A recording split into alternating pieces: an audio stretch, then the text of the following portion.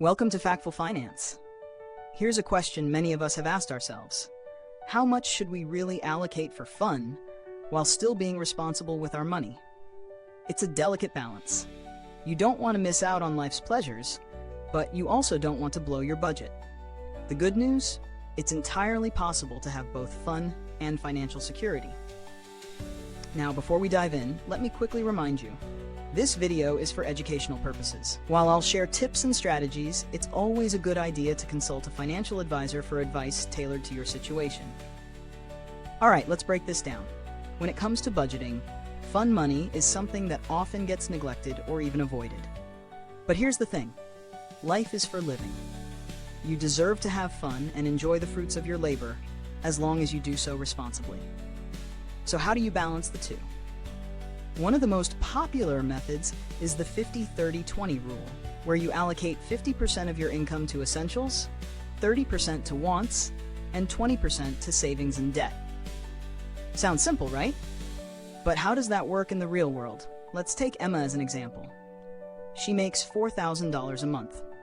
According to the 50-30-20 rule, that means she would allocate $1,200 to her fun category, which includes dining out, entertainment, vacations, and the like.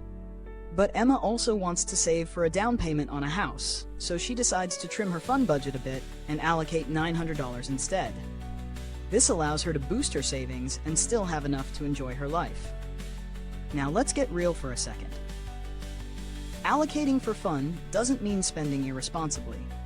It's important to set limits that keep you on track with your long-term goals. Experts recommend prioritizing your savings and investment goals first, and then factoring in fun expenses that enhance your life without derailing your financial progress.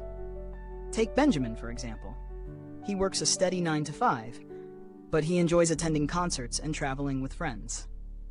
However, Benjamin knows he's saving for a retirement fund and wants to build wealth, so he allocates $300 for fun expenses each month. He uses a budgeting app to track his spending and avoid going overboard. This way, he can still enjoy life while securing his future. So, what does this all boil down to?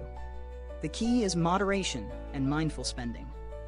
Yes, you should absolutely spend on experiences that bring joy, but there's no need to sacrifice your financial health in the process. Create a spending plan that reflects your priorities. If saving is a top priority, you might need to scale back on some activities. However, if you're in a strong financial position, maybe it's time to treat yourself to that spa day or weekend getaway. Before we wrap up, here's a quick tip.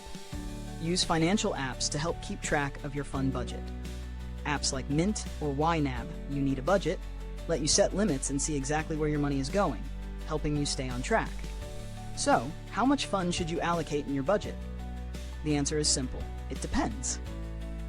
But by using tools like the 50-30-20 rule, tracking your spending, and keeping your long-term goals in mind, you'll find the right balance for you. Now we'd love to hear from you. How do you balance fun and financial responsibility? Share your strategies in the comments below. If you enjoyed this video, be sure to hit the like button, subscribe, and ring the bell so you don't miss out on our future tips for mastering your finances. And we think you'll find the video on creating a budget that works for your lifestyle next interesting. Definitely worth checking out. Thanks for watching Factful Finance, and remember, your financial freedom starts with smart decisions. Keep learning, stay disciplined, and keep having fun along the way.